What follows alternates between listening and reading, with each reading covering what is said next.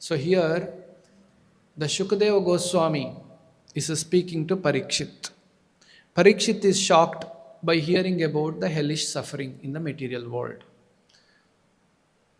As a Vaishnava, he feels compassionate on all of them who is going to suffer. And he heard the detail. What sin you commit, which hell you will go, and how you will be punished in those hells.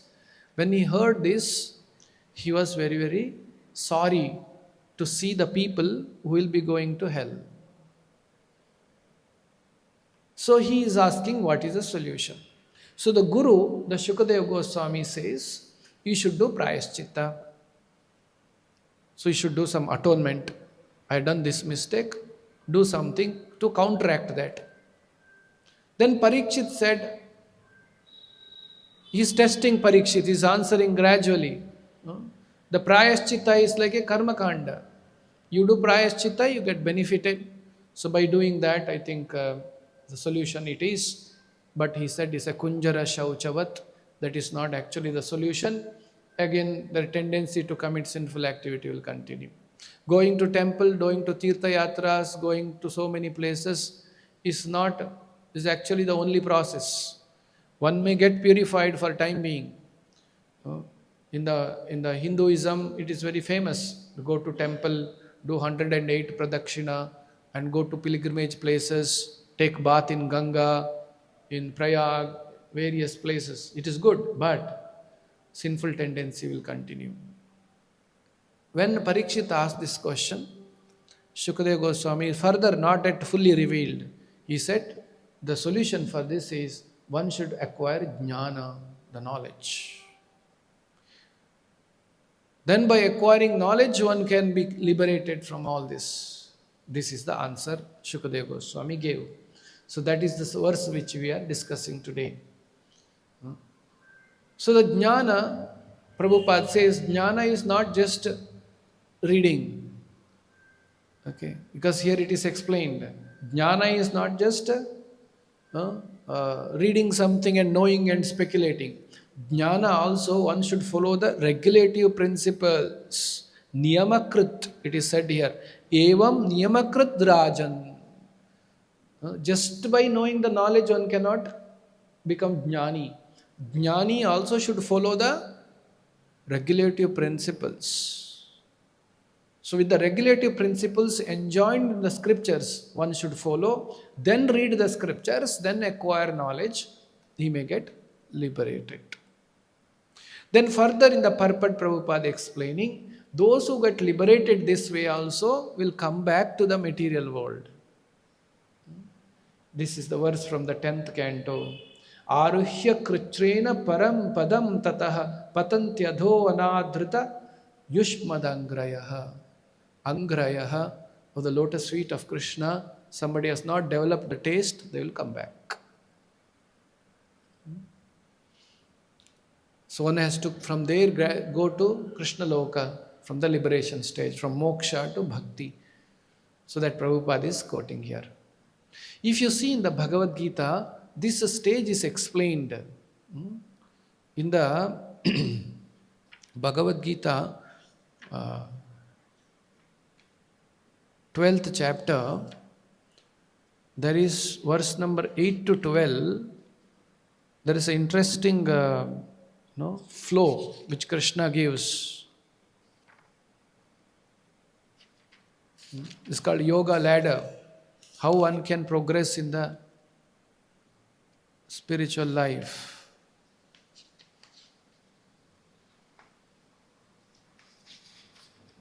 First he says, Mayyeva mana adhastva mai buddhim niveshaya niveshisyasi mayyeva ata urdhvam na samshayah. Krishna is telling, Mayyeva mana adhastva. Just fix your mind upon me. Upon me means, who is speaking? Krishna is speaking. So many times Mayavadis get confused. Me means soul is saying. So they speculate like this. That is why it's called Bhagavad Gita as it is. Prabhupada presented it is. Okay, Mayeva means Krishna is speaking Mayeva. Now you are looking inside. Krishna is standing there and telling. So you should fix mind upon me. the Supreme Personality of Godhead, and engage all your intelligence in me. So your intelligence in Krishna, thus you will live in me always without a doubt. That's called Krishna consciousness, pure devotee. Always thinking of Krishna. He is Jivan Mukta, is a pure devotee. Like Prabhupada says, I am seeing Krishna always, everywhere, at any time. So this is the highest platform. So Krishna is asking us to do this, but we are unable to do. That is why he goes to one step down. Atachittam samadhatum nashaknoshi mai sthiram abhyasa yogena tato mam ichchaptum dhananjaya. He says, my dear Arjuna, if you cannot fix your mind upon me, so he knows everybody cannot fix mind because materially contaminated.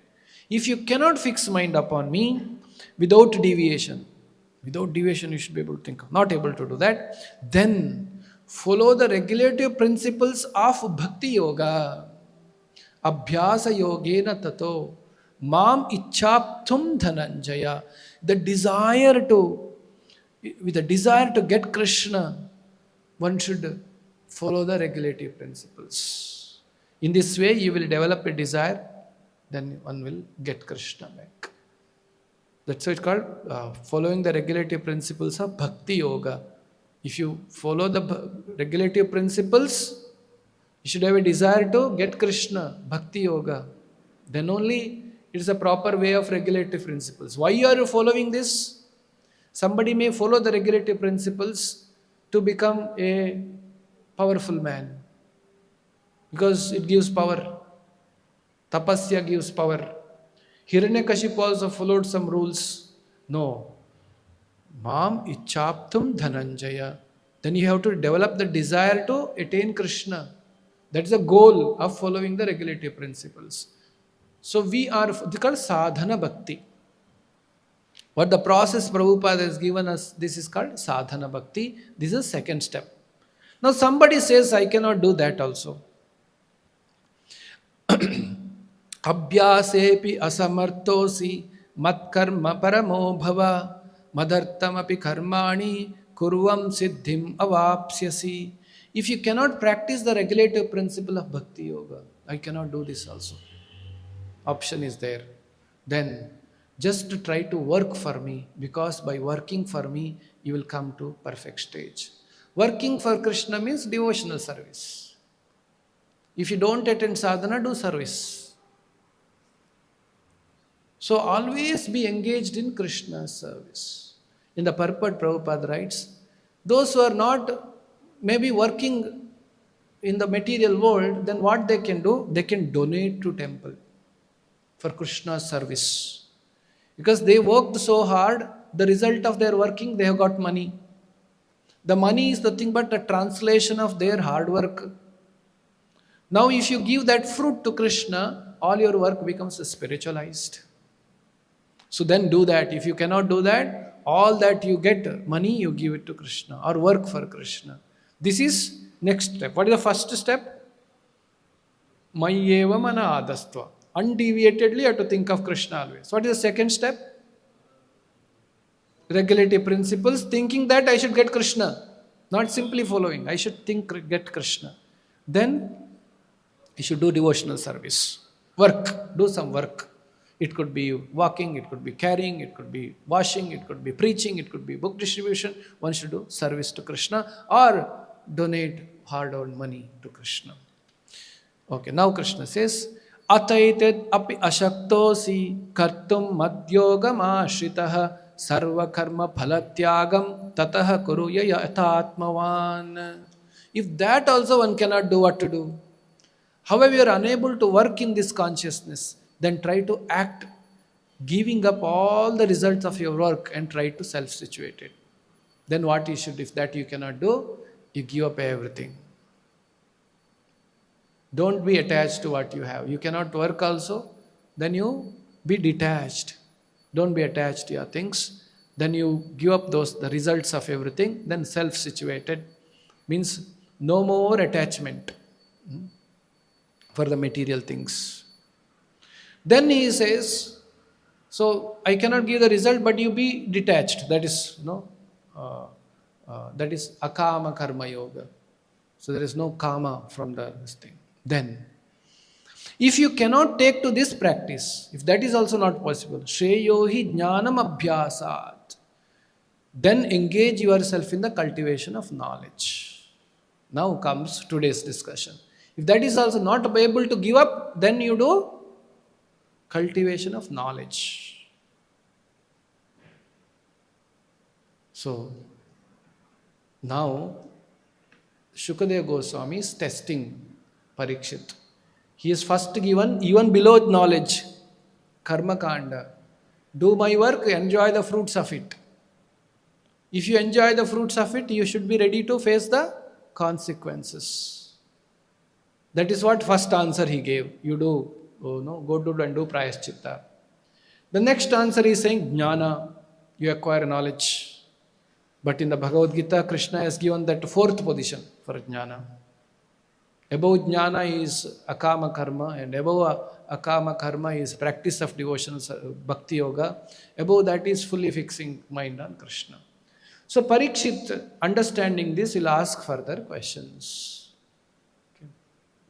So now, he said, just like a deceased person eats pure and uncontaminated food, somebody has some disease, the best medicine for the disease is patya. If you go to Ayurveda doctor, they'll say patya madbeku. Patya means you should, what to eat, what not to eat. That is the best medicine. Because body itself is a doctor, it will cure. When we are not able to do that, only all the diseases come. So, just like if somebody does patya, pure uncontaminated food when he takes, he will naturally get cured. But it takes time. This is a process, this is a gradual process of purification. One should have the patience for this time to elapse. Be ready to practice with the enthusiasm, determination. In the Prabhupada said, just like a woman marries and she says, I want a son immediately. No, she has to wait for 9 months. Isn't it? So anything to fructify takes time. Like that in our bhakti, the devotional service also. Just you do few days, few weeks of devotional service or even few years of devotional service may not be sufficient. One with the determination, you should practice devotional service. You should have firm faith that Krishna will deliver me from all this contamination and entanglement.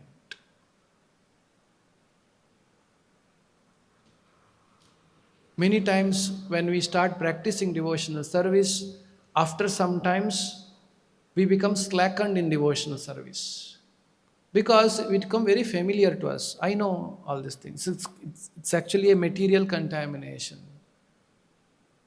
If we keep ourselves pure, every day we enjoy. Every day you'll enjoy kirtan. Every day you'll enjoy the artis. Every day you'll enjoy the class. Every day enjoy reading.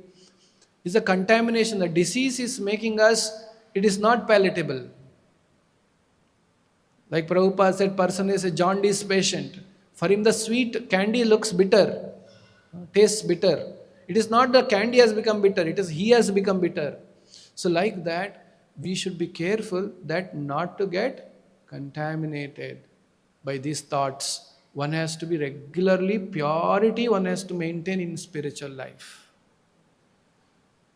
In 1971, it was Ardha Kumbha in Prayaga. That time Prabhupada personally visited Kumbh Mela and they stayed there. The devotees camped along with Prabhupada. Prabhupada was touring all the places and doing Sankirtanas, Pendal programs in India. With around 20-25 Western disciples, Prabhupada would travel all over India by train. And they reached Prayag. Prabhupada said, let us go to Kumbh Mela. Sadhus and all should go to Kumbh Mela. They were camping in Kumbh Mela. You know, in the month of January in Prayag, it will be very cold, 3 degree, 4 degree temperature. It was very cold. But the niyama, Western countries also cold, but they protect themselves with the centralized heating system and the cozy bed. They sleep till late in the morning. But here, they have to get up early in the morning. Some devotees would get up, Prabhupada would get up. And Prabhupada was 71, means how old Prabhupada was? He was born in 1896. 71 means he's 75 years old.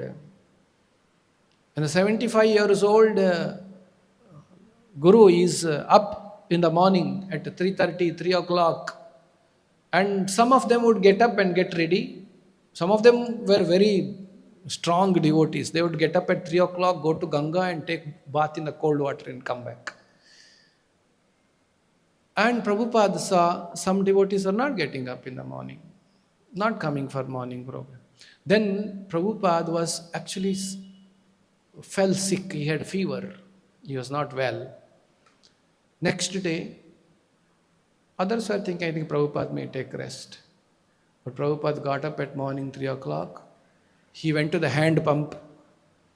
The cold water, he sat under the hand pump and took cold water bath and came. This alerted all the devotees. They were under a sleeping bag, hard sleeping bag. They were sleeping, cold. We cannot get up, too cold like this. But when the 75 years old person gets up and takes cold water bath, they got alerted. So Prabhupada has personally taught the devotees, one must take austerity and continue spiritual practices. This is a training. Sadhana bhakti, the second level. So this way, one has to be very determined, one has to have patience to practice. It takes time, just like a person who eats a pure uncontaminated food, prescribed physician, he gradually cured of infection of disease, no longer can touch him. So we are sadhakas, we must have the patience. Just like sometimes karmis have a lot of determination. You know, the material ambitions, some people are so determined. Someone wanted to go for Olympics. They work out. They every day 8 hours, 9 hours they will work out.